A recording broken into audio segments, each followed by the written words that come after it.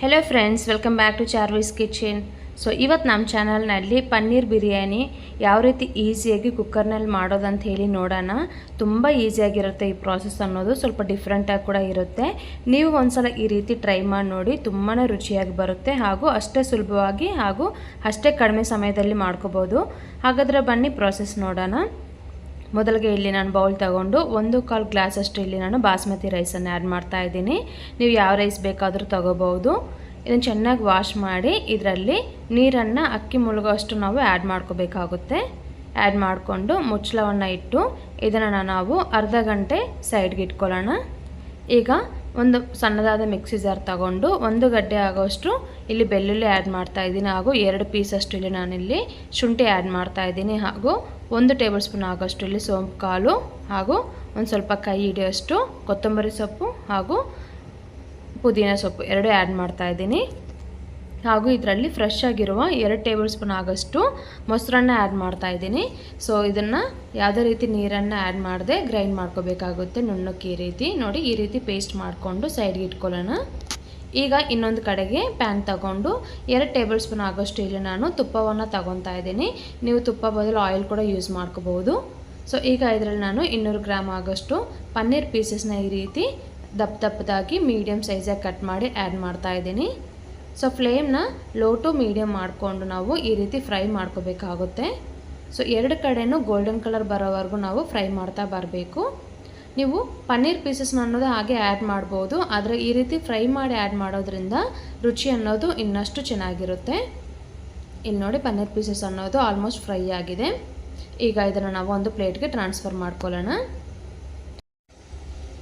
ಈಗ ಇನ್ನೊಂದು ಕಡೆಗೆ ಕುಕ್ಕರ್ ತಗೊಂಡು 2 ಟೇಬಲ್ ಸ್ಪೂನ್ ಆಗೋಷ್ಟು ಆಯಿಲ್ ಯೂಸ್ ಮಾಡ್ತಾ ಇದ್ದೀನಿ. ಆಯಿಲ್ ಹೀಟ್ ಆದ ನಂತರ ಇಲ್ಲಿ 1 ಬಿರಿಯಾನಿ ಎಲೆ ಹಾಗೂ 2 ಚಕ್ಕೆ ಹಾಗೂ 3 ರಿಂದ 4 ಲವಂಗ ಹಾಗೂ 2 ಏಲಕ್ಕಿಯನ್ನು ಆ್ಯಡ್ ಮಾಡ್ತಾ ಇದ್ದೀನಿ.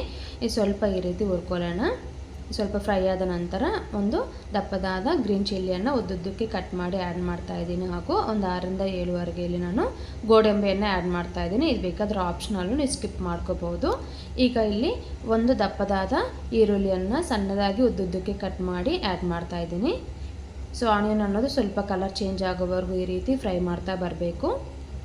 ಸ್ವಲ್ಪ ಫ್ರೈ ಆದ ನಂತರ ಈಗ ಇಲ್ಲಿ ನಾವು ಆಲ್ರೆಡಿ ರುಬ್ಬಿಟ್ಟಿರುವಂತಹ ಕೊತ್ತಂಬರಿ ಹಾಗೂ ಪುದೀನ ಪೇಸ್ಟನ್ನು ಆ್ಯಡ್ ಮಾಡ್ಕೋಬೇಕಾಗುತ್ತೆ. ಸೊ ಇದು ಹಸಿ ಸ್ಮೆಲ್ ಹೋಗೋವರೆಗೂ 1-2 ನಿಮಿಷ ನಾವು ಈ ರೀತಿ ಮಿಕ್ಸ್ ಮಾಡ್ತಾ ಮೀಡಿಯಮ್ ಫ್ಲೇಮ್ನಲ್ಲಿ ಫ್ರೈ ಮಾಡ್ಕೋಬೇಕಾಗುತ್ತೆ. ಸ್ವಲ್ಪ ಫ್ರೈ ಆದ ನಂತರ ಇಲ್ಲಿ ನಾನು 1-2 ಸಣ್ಣದಾದ ಟೊಮೊಟೊವನ್ನು ಉದ್ದುದ್ದಕ್ಕೆ ಕಟ್ ಮಾಡಿ ಆ್ಯಡ್ ಮಾಡ್ತಾ ಇದ್ದೀನಿ. ಸೊ ಇದನ್ನು ಒಂದ್ಸಲ ಚೆನ್ನಾಗಿ ಮಿಕ್ಸ್ ಮಾಡ್ಕೊಳ್ಳೋಣ. ಈಗ ಇದರಲ್ಲಿ ರುಚಿಗೆ ತಕ್ಕಷ್ಟು ಉಪ್ಪನ್ನು ಆ್ಯಡ್ ಮಾಡ್ತಾ ಇದ್ದೀನಿ ಹಾಗೂ 1/4 ಟೇಬಲ್ ಸ್ಪೂನ್ ಆಗೋಷ್ಟು ಅರಿಶಿನ ಇದನ್ನು ಆ್ಯಡ್ ಮಾಡಿ ಒಂದ್ಸಲ ಮಿಕ್ಸ್ ಮಾಡ್ಕೊಳ್ಳೋಣ. ಮಿಕ್ಸ್ ಮಾಡಿಕೊಂಡು ಟೊಮೊಟೊ ಅನ್ನೋದು ಸ್ವಲ್ಪ ಸಾಫ್ಟ್ ಆಗೋವರೆಗೂ ನಾವು ಅಲ್ಲಿ ಲೋ ಫ್ಲೇಮ್ನಲ್ಲಿ ಕುಕ್ ಮಾಡ್ಕೊಳ್ಳೋಣ ಮುಚ್ಚಳವನ್ನಿಟ್ಟು. ಈಗ ನೋಡೋಣ ಬನ್ನಿ. ನೋಡಿ, ಟೊಮೊಟೊ ಅನ್ನೋದು ಆಲ್ಮೋಸ್ಟ್ ಕುಕ್ ಆಗಿದೆ. ಈಗ ಒಂದ್ಸಲ ಚೆನ್ನಾಗಿ ಮಿಕ್ಸ್ ಮಾಡಿಕೊಂಡು ಈಗ ಇದರಲ್ಲಿ ಮಸಾಲೆ ಅನ್ನೋದು ಆ್ಯಡ್ ಮಾಡ್ಕೋಬೇಕಾಗುತ್ತೆ. ಇಲ್ಲಿ 1 ಟೇಬಲ್ ಸ್ಪೂನ್ ಆಗೋಷ್ಟು ಧನಿಯಾ ಪೌಡರ್ ಹಾಗೂ 1 ಟೇಬಲ್ ಸ್ಪೂನ್ ಆಗೋಷ್ಟು ರೆಡ್ ಚಿಲ್ಲಿ ಪೌಡರ್ ಹಾಗೂ ಅರ್ಧ ಟೇಬಲ್ ಸ್ಪೂನ್ ಆಗೋಷ್ಟು ಗರಂ ಮಸಾಲ ಹಾಗೂ 1 ಟೇಬಲ್ ಸ್ಪೂನ್ ಆಗೋಷ್ಟು ಬಿರಿಯಾನಿ ಮಸಾಲ. ಬಿರಿಯಾನಿ ಮಸಾಲ ಅನ್ನೋದು ನಿಮಗೆ ಆಪ್ಷನಲ್ಲು, ನೀವು ಬೇಕಾದರೆ ಆ್ಯಡ್ ಮಾಡ್ಕೋಬಹುದು. ಆದರೆ ಆ್ಯಡ್ ಮಾಡೋದ್ರಿಂದ ಫ್ಲೇವರ್ ಇನ್ನಷ್ಟು ಚೆನ್ನಾಗಿರುತ್ತೆ. ಈಗ ಇದರಲ್ಲಿ ಸ್ವಲ್ಪ ಮಟ್ಟಿಗೆ ನೀರನ್ನು ಆ್ಯಡ್ ಮಾಡಿ ಮಸಾಲೆ ಎಲ್ಲ ಚೆನ್ನಾಗಿ ಕುಕ್ ಆಗ್ದಂಗೆ 1-2 ನಿಮಿಷ ನಾವು ಈ ರೀತಿ ಮಿಕ್ಸ್ ಮಾಡ್ತಾ ಬರಬೇಕು ಮೀಡಿಯಮ್ ಫ್ಲೇಮ್ನಲ್ಲಿ. ಈಗ ಇಲ್ಲಿ ನೋಡಿ, ಆಯಿಲೆಲ್ಲ ಬಿಟ್ಟು ಮಸಾಲೆ ಅನ್ನೋದು ಪರ್ಫೆಕ್ಟಾಗಿ ಕುಕ್ ಆಗಿದೆ. ಈಗ ಇದರಲ್ಲಿ ನೆನೆಸಿಟ್ಟಿರುವಂಥ ರೈಸನ್ನು ಆ್ಯಡ್ ಮಾಡ್ಕೊಳ್ಳೋಣ. ಸೊ ಆ್ಯಡ್ ಮಾಡಿಕೊಂಡು ಯಾವುದೇ ರೀತಿ ನೀರನ್ನು ಆ್ಯಡ್ ಮಾಡಬಾರ್ದು. ಸೊ ಮಸಾಲೆ ಎಲ್ಲ ರೈಸ್ಗೆ ಹಿಡಿದಾಗೆ ನೀಟಾಗಿ ಒಂದ್ಸಲ ಮಿಕ್ಸ್ ಮಾಡ್ಕೋಬೇಕಾಗುತ್ತೆ. ಈ ರೀತಿ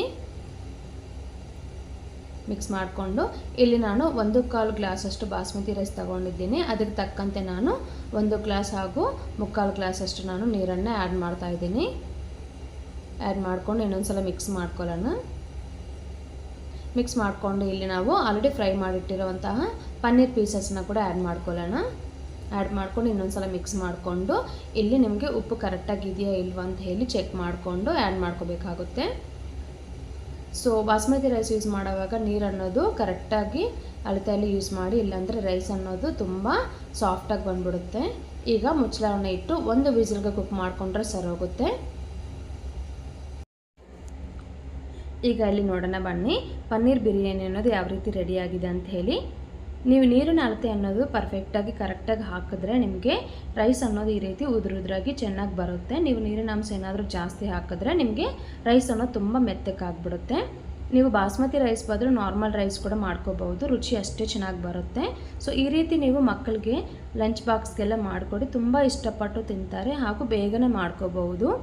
ಸೊ ಐ ಹೋಪ್ ಈ ನನ್ನ ರೆಸಿಪಿ ಇಷ್ಟ ಆದರೆ ದಯವಿಟ್ಟು ಲೈಕ್ ಮಾಡಿ, ಶೇರ್ ಮಾಡಿ, ಕಮೆಂಟ್ ಮಾಡಿ ಹಾಗೂ ನನ್ನ ಚಾನಲ್ ಫಸ್ಟ್ ಟೈಮ್ ನೋಡ್ದಂಗಿದ್ರೆ ದಯವಿಟ್ಟು ಸಬ್ಸ್ಕ್ರೈಬ್ ಮಾಡ್ಕೊಳ್ಳಿ ಹಾಗೂ ಪಕ್ಕದಲ್ಲಿರುವ ಬೆಲ್ ಐಕನ್ನ ತಪ್ಪದೇ ಕ್ಲಿಕ್ ಮಾಡಿ. ಸೊ ನಿಮ್ಗೆ ಆವಾಗಲೇ ನಾನು ಹಾಕಿರುವ ರೆಸಿಪೀಸ್ ಎಲ್ಲ ನೋಟಿಫಿಕೇಷನ್ ತಪ್ಪದೇ ಸಿಗುತ್ತೆ. Thank you so much for watching. Bye bye. Next ವೀಡಿಯೋದಲ್ಲಿ ಸಿಗೋಣ.